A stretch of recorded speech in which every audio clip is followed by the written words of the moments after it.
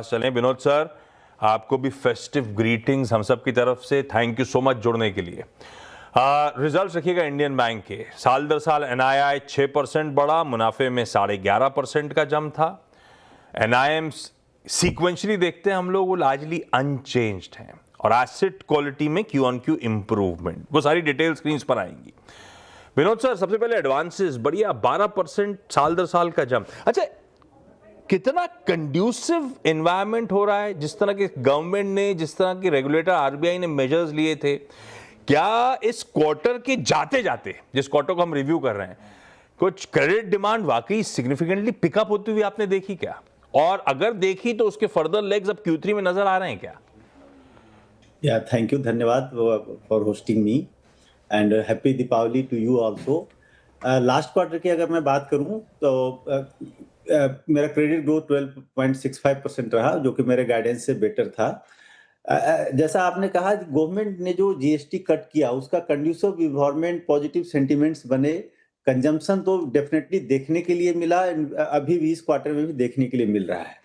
Last के few days अगर आप देखें तो रेट कट इंप्लीमेंट हुआ 22 सितंबर से। 22 सितंबर से उसमें नवरात्रि का टाइम था, तो रिकॉर्ड सेल हुए two wheeler and four wheeler के। बैंक ने भी उसमें पार्टिसिपेट किया है। हमारे जो व्हीकल लोन का ग्रोथ है YoY अराउंड 46% का है। प्लस कंज्यूमर ड्यूरेबल्स के भी डिमांड अच्छी पिकअप हुई है। उसका मेजर इंपैक्ट इस क्वार्टर में आएगा। जो जीएसटी कट का मेजर इंपैक्ट जो क्रेडिट ग्रोथ में कन्वर्ट होगा, वो नॉर्मली इस क्वार्टर में होगा। इस क्वार्टर में हम अच्छा ग्रोथ देख सकते हैं क्रेडिट में। मोमेंटम पिकअप हुआ है और अब एक्चुअल ट्रैक्शन Q3 में आ रहा होगा। वो पोस्ट Q2 के नंबर्स सितंबर के बाद अक्टूबर ऑनवर्ड्स अर्जियां ज्यादा कहां पे ज्यादा रोबस्ट दिख रहा है? Home loans, auto loans, personal loans में देख रहा था Q2 में इनफैक्ट एक डिक्लाइन था। वो एक कॉन्शियस कॉल था क्या आप लोगों का? आपकी आवाज बीच में डिस्टर्ब हो गई। मैं कह रहा हूं सर, आपने मेंशन करा टू व्हीलर्स, फोर व्हीलर्स वगैरह, तो अब जब Q2 के नंबर्स के बाद अर्जियां आ रही होंगी, तो होम लोन्स, ऑटो लोन्स, कहां ज्यादा ट्रैक्शन अब आपको समझ पड़ रहा आएगा? क्योंकि आपके Q2 के पर्सनल लोन्स तो एक डिक्लाइन दिखा रहे हैं साल दर साल अगर मैं देखूं तो।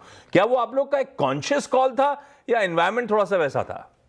नहीं, ट्रैक्शन इसमें व्हीकल लोन में भी अच्छा ट्रैक्शन है। जैसे मैंने बताया आपको 47% का 46% का YoY ग्रोथ है।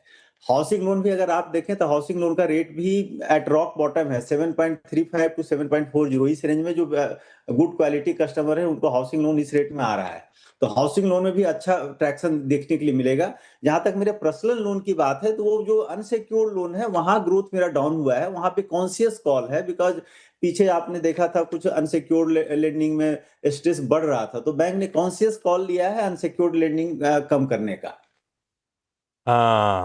अनसिक्योर्ड लेंडिंग में स्ट्रेस बढ़ रहा है, वो बिल्कुल ठीक बात भी है। तो कॉन्शियस कॉल था जो आपने पर्सनल लोन्स में साल दर साल एक डिक्लाइन, मेरे ख्याल से डबल डिजिट डिक्लाइन आता हुआ देखा था।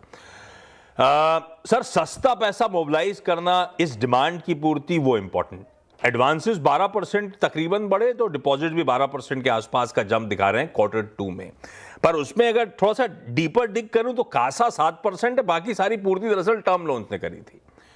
तो ऐसा है कि सस्ता पैसा मोबिलाइज करना थोड़ा सा चैलेंजिंग हो रहा है इस एनवायरनमेंट में? फिर हम फायदा कैसे बुनाएंगे इस अच्छी क्रेडिट डिमांड का?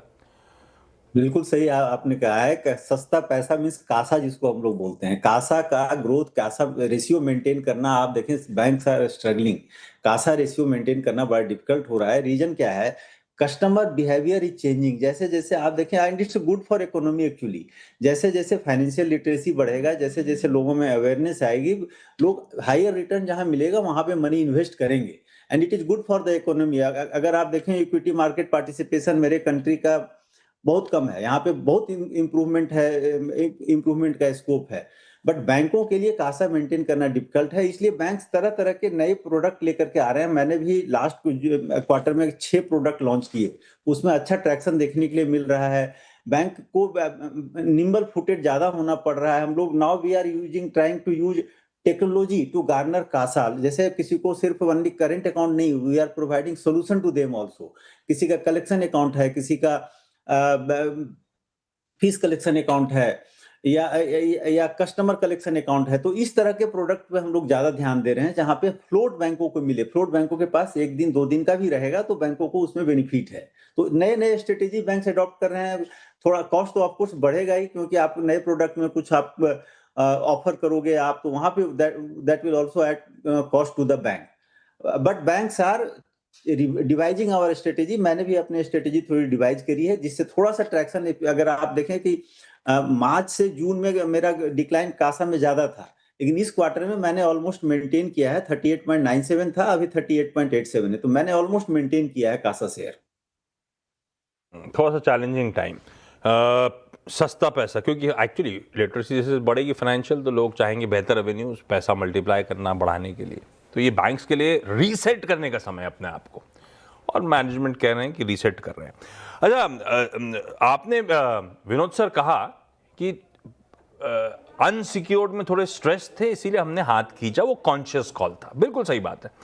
पर अभी एक तरफ जीएसटी कट, डिमांड तूल पकड़ेगी Q3 में, दूसरी तरफ अगर वो ट्रंप के साथ समझौता नहीं होता, टैरिफ डील नहीं होती, तो अब उसका एक्चुअल इंपैक्ट शुरू होगा। चाहे वो तमिलनाडु की तमाम टैनरी से जुड़े लाखों लोग हों, चाहे वो कोस्टल एरिया से जुड़े लाखों करोड़ों फिशरमैन हो, वो चाहे वो टेक्सटाइल इंडस्ट्री हो या कानपुर की लेदर इंडस्ट्री हो, सब पे इंपैक्ट आना है।